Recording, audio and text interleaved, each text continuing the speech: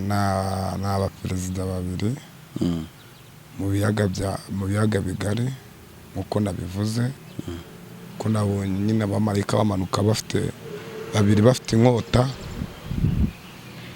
n'igitabo, buri mumarayika yari afite igitabo mu ntoki. Umwe ngo nigende mubwire ngo abaperezida babiri bagiye gutaha mu bihugu byaga bigari babiri. Imana yasanze irambwira, nandi gusenga mu masaha ya saa 8, ngiye kubona mbona umucyo mwinshi urandasiye, mbona abamarayika babiri baramanutse bari bafite inkota. Hanyuma mbona muri iyo nkota, mbona ku ruhande hari igitabo, mu kuboko kw'iburyo hari igitabo. Numva abamarayika bavugiye icyarimwe, barambwiye ngo ningende mbabwira abantu yuko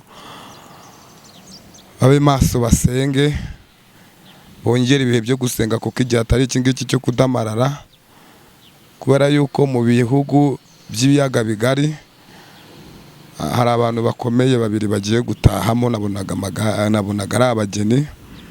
Imana irambwira ngo, abamarayika barambwira ngo nize mbabwire ngo hari abageni babiri bagiye gutaha mu bihugu bibiri by'ibiyaga bigari. Kubaza nk'umuntu wakiriye iki kiganiro, iyo umuntu yagize iyerekwa cyangwa se Imana yamweretse arabona nta nyenyeza, ese abo bantu ni bande?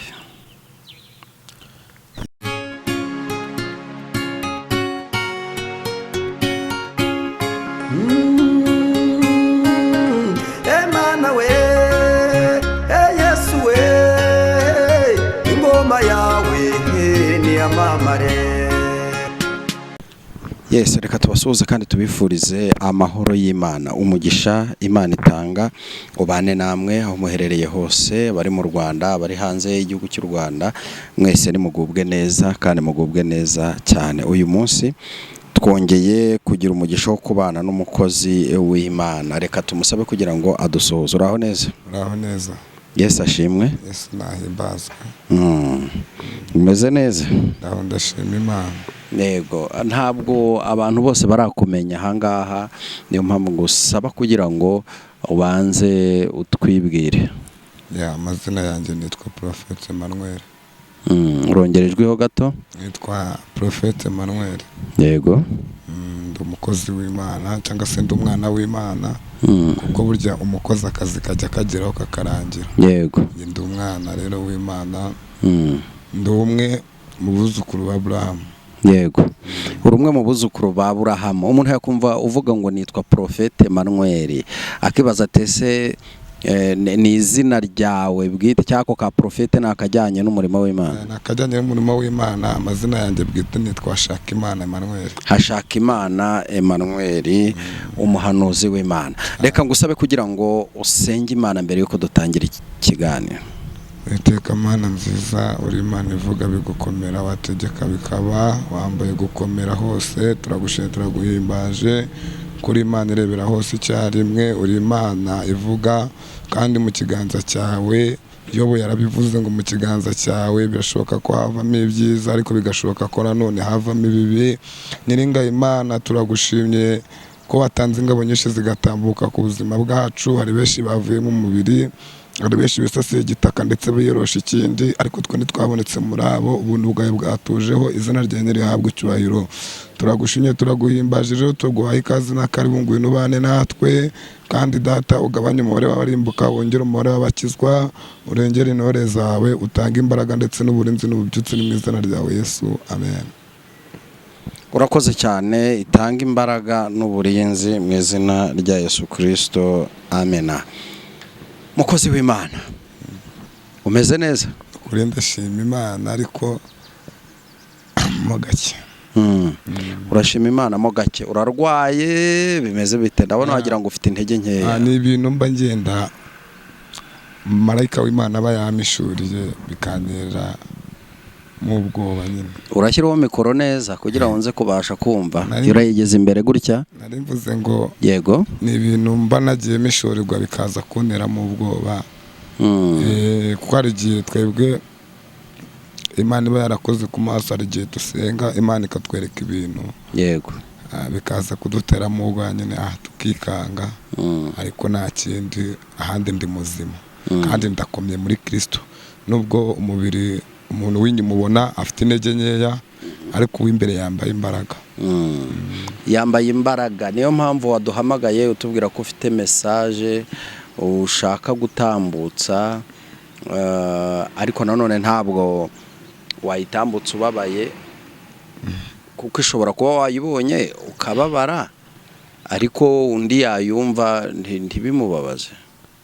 Abantu twakira ibintu bitandukanye, nk'uko abantu duhishirirwa bitandukanye, yego, kandi tukizera bitandukanye. Ariko reka turebe iki kintu, umuntu ahishurirwa ryari? Umuntu ahishurirwa igihe yasenze akagirana ubusabane n'Imana, hanyuma yamara kugirana ubusabane n'Imana, hari Imana iramusanga. Ishobora kugusanga mu byiciro bibiri, ishobora kuguhishurira urimo urasenga, ishobora no kuguhishurira uryamye. Uryamye ukirambika ishurirwa rikaza, itandukanye n'iki? Bitandukanye no kurota. Yego, ishurirwa ritandukanye no kurota. Uyu munsi wa none hari ikintu njya nkunda kwibaza, mba numva mbese ntacyumva neza cyangwa ngikurure. Ese umuntu wese ugize ihishurirwa ni ngombwa kugira ngo aritangarize isi yose? Donc biterwa n'ishurirwa iryo ari ryo, kandi hari n'igihe Imana iri kwereka nikwemerere, yego, kuritanga. Hari abantu bafite amahishurirwa menshi agiye atandukanye, ariko badafite uburenganzira bwo kuba baza ngo bagere gute bayatange. Rero hari nabo Imana yemerera ko bayatanga, kuko buriya Imana nagihamagara abantu mu buryo bumwe. Yego, nta nubwo bakoresha ko umuhamagaro n'umwe, ariko ntabwo bakoresha mu buryo bumwe. Ushatse kuvuga ko akenshi umuntu abutambutsa ahagaragara ari uko Imana yamuhaye uburenganzira cyane.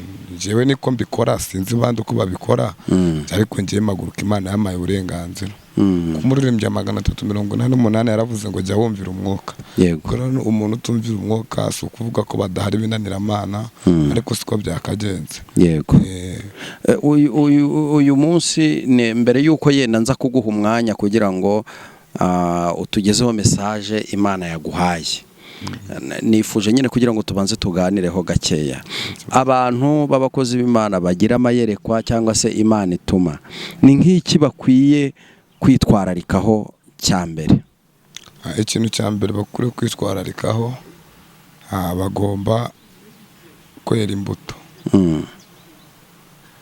Aho abantu babona naho batababona, ariko bageraho batababona bakaba ariho bambarira imbaraga. Yego, kuko niho Satani aba bashaka, kuko nasomye ijambo riramubwira ngo nta kintu kigeze n'iki na kimwe n'icyakure mu bwihisho, ikintu cyose kizajya ku mugaragaro. Yego, rero bakeneye kuba maso kandi bakongera ibihe byo gusenga, kubera ko ibyo turwana nabyo nta nyama bigira, nta maraso biva. yego, turwana n'imyuka.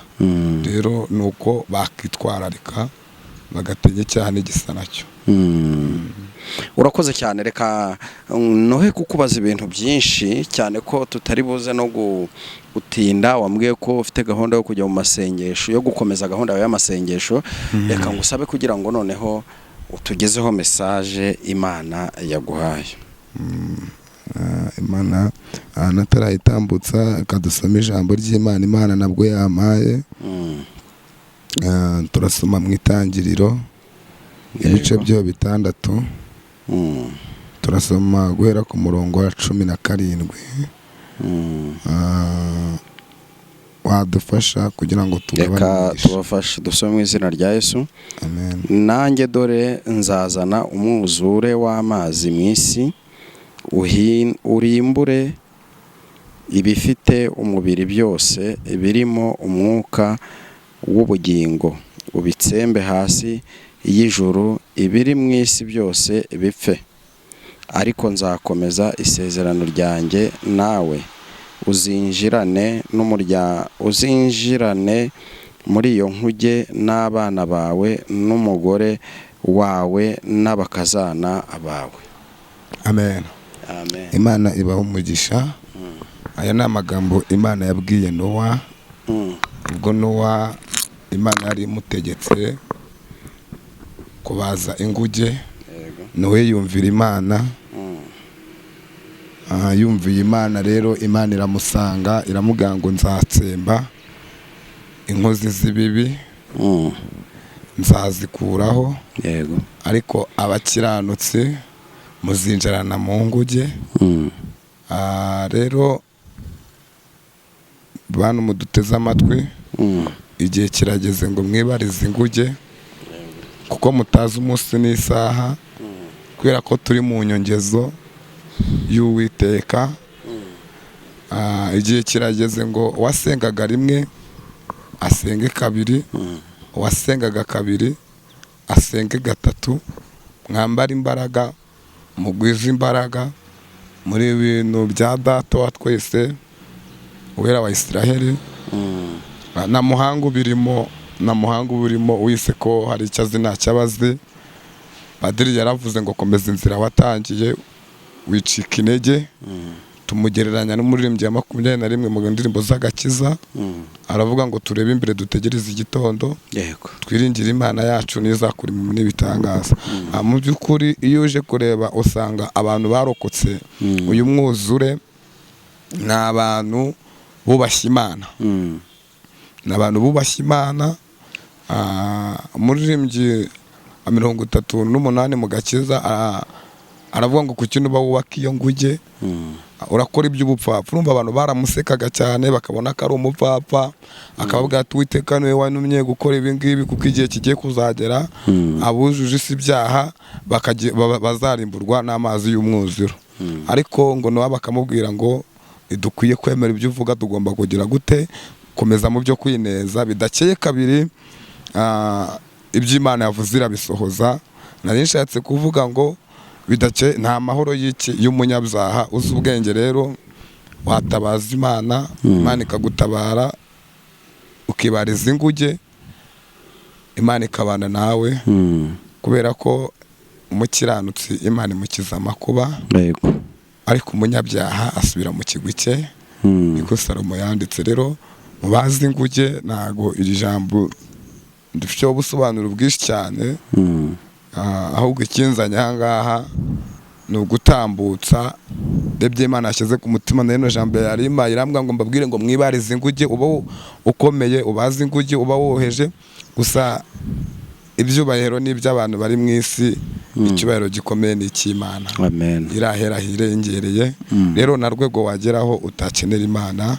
Rero mwambara imbaraga, musenge mubazi inguge, kandi mubazi inguge nta gukebuka ngo murebe inyuma.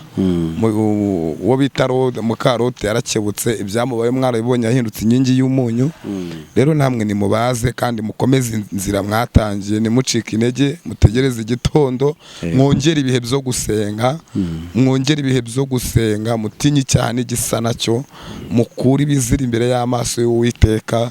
Imana nayo izababambira amahema, kuko yavuze yuko itazafata icyubahiro cyayo ngo igihereze undi, gusa izagihereza umukiranutsi wemeye kwikiranukira. Imana yadushyize ku isi kugira ngo tuyiharamye, tuyihimbaze, ijye turebe twishimire. Ntabwo yadushyize ku isi kugira ngo tujye tuyibabaza, tujye dukora ibyangwa n'amaso yayo, ngo izahora itubabarira buri kanya. Hari igihe kigiye kugira imbabazi z'Uwiteka zikagira gute, zikarangira. Ko ijambo ryarambwiye ngo imbabazi z'Uwiteka ziri ku bakiranutsi bayo, kandi gusenga k'umwere kujya kugira umwete, ariko gusenga k'umunyabyaha ni ikizira imbere y'Imana, kuko ibyaha byanyu byitogatugiye ku rugi. Wowe uba maso rero azabona mu maso h'Imana. Imana yabamera umugisha. Hanyuma ndimo ndasenga, Imana yasanze irambwira nandi gusenga mu masaha ya 8:00, ngiye kubona mbona umucyo mwinshi urandasiye, mbona abamarayika babiri baramanutse, bari bafite inkota. Hanyuma mbona muri iyo nkota, mbona ku ruhande hari igitabo, mu kuboko kw'iburyo hari igitabo. Numva abamarayika bavugiye icyarimwe, barambwiye ngo ningende mbabwira abantu yuko babe maso basenge, bongere ibihe byo gusenga kuko igihe atari iki ngiki cyo kudamarara, kubera yuko mu bihugu by'ibiyaga bigari hari abantu bakomeye babiri bagiye gutahamo, nabonaga ari abageni. Imana irambwira ngo, abamarayika barambwira ngo nize mbabwire ngo hari abageni babiri bagiye gutaha mu bihugu bibiri by'ibiyaga bigari, kandi aba bantu barakomeye, bazababaza abantu benshi. Imana irambwira ngo rero nze mbabwire mufate ibihe byo gusenga, munasengere bano bantu, mwambara imbaraga, uwasengaga rimwe asenge kabiri, kuko bino bintu bibaye byihuse bidatinze. Aba bantu nabonaga rwose amakanzu bamanukiye, abamarayika barambwira ngo rero nimbabwire ngo musenge, mubasengera kandi namwe mwisengera mwishinganisha, nuko Imana yambwiye. Rero nanjye nambukisha ubutumwa bw'Imana, Imana ibamera umugisha. Yego, umaze guhanura uvuga ko mu masaha y'ijoro Imana yakweretse abantu babiri bakomeye bagiye kwitaba Imana. Ngewe byanteye kwibaza, ntese hari abantu bakomeye nibyo, hari abakomeye muri muzika, hari abakomeye muri politike, hari abakomeye mu bucuruzi, hari abakomeye, hari ibyamamare byinshi bigiye bitandukanye.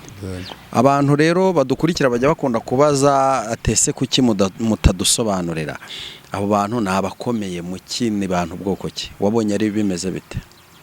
Urumva nabishyize mu buryo bwo gusa nkaho mbihinnyemo.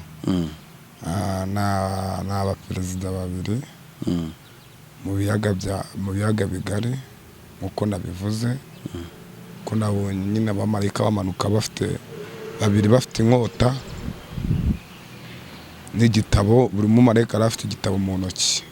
Umwe ngo nigende mbabwire ngo abaperezida babiri bagiye gutaha mu bihugu by'ibiyaga bigari babiri, nambwe ngo nze mbwire abantu basenge batisengesheje, bongere ibihe byo gusenga, bambara imbaraga, bafata ibihe byo kwiyiriza. Imana iramwanga abantu barimo barasenga, bakajya gusenga bakicara mu rusengero cyangwa se n'ahandi, bashaka kumva ibyo ivuze, nta gukiranuka kuri muri bo.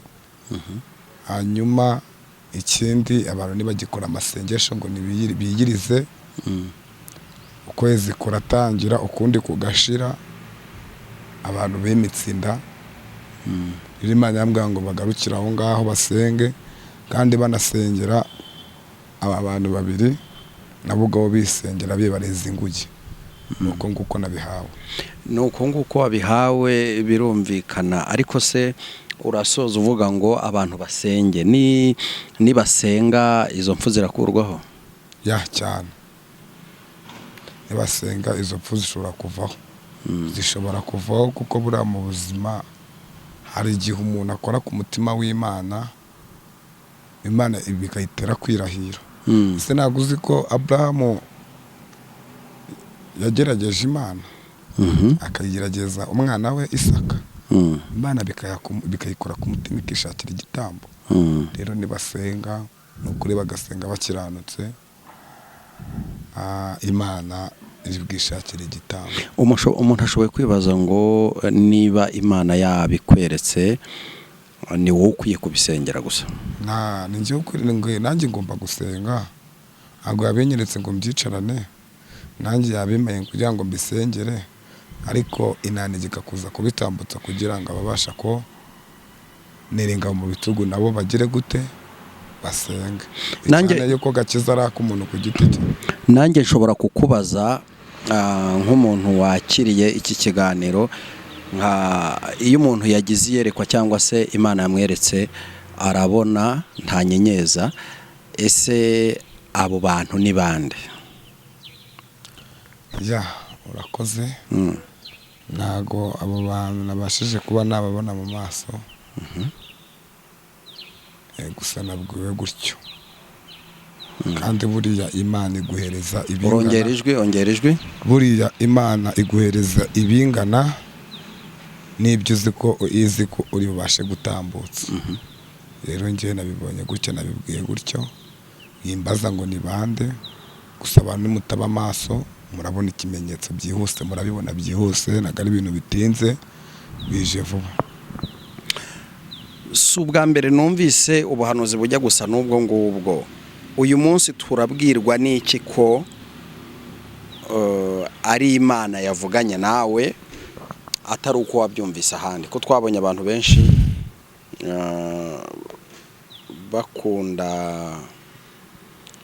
bakunda guhanura ibyo abandi bahanuye. Turabwirwa n'iki ko ubu buhanuzi ari Imana yabuguhaye? Murabwirwa n'iki ko ari Imana yabimaye? Yego.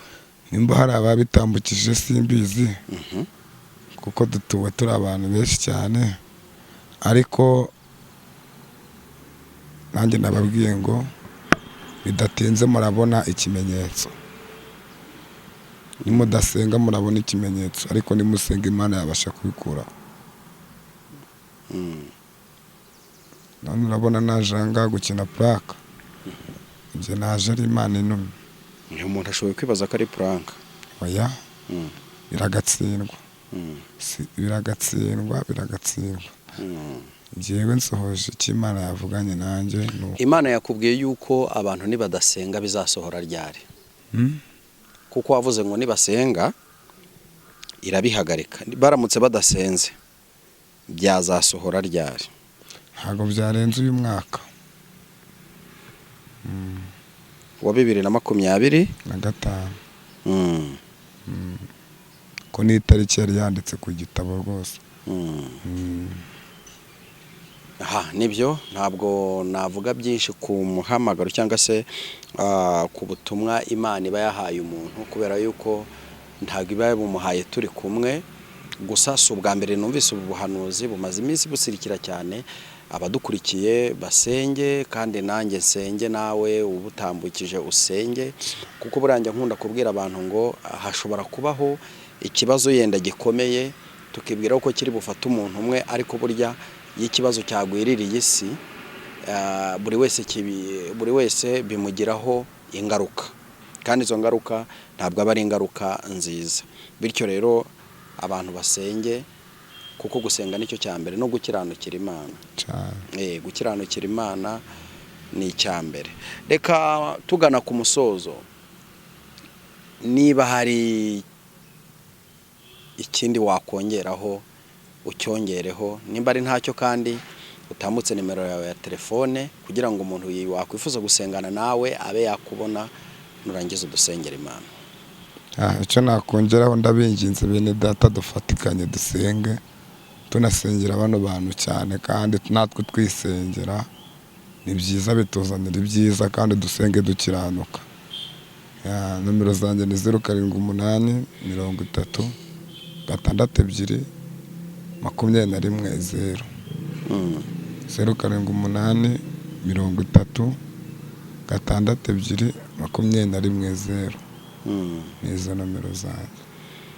Karibu n'isengesho. Mana nziza, Imana ivuga bikaba, Imana yatangiranye natwe, isozanyije natwe, turakwinginze reka presence yawe imanuke, kandi data nk'uko wabingaragarije, Mana ndabazamuye mu bisu by'amaraso yawe, wabarengera kuko ujya utanga imbabazi.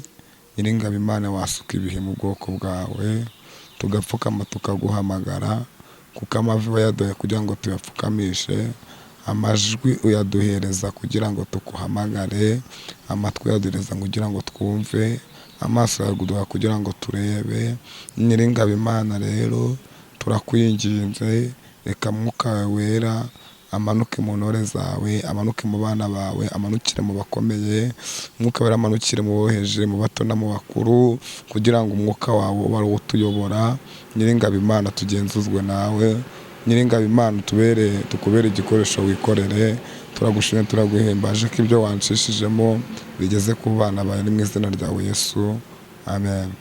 Urakoze cyane, wewe wari kumwe natwe. Nimba utarakora subscribe, kora subscribe, share ndetse na comment, uhamagara umukozi w'Imana musengane cyangwa se nimba hari n'ubundi busobanuro wifuza arabuguhereza. ni umwe mu bakozi b'Imana bahagaze neza cyane kandi bari uyobowe n'umwuka wera w'Imana.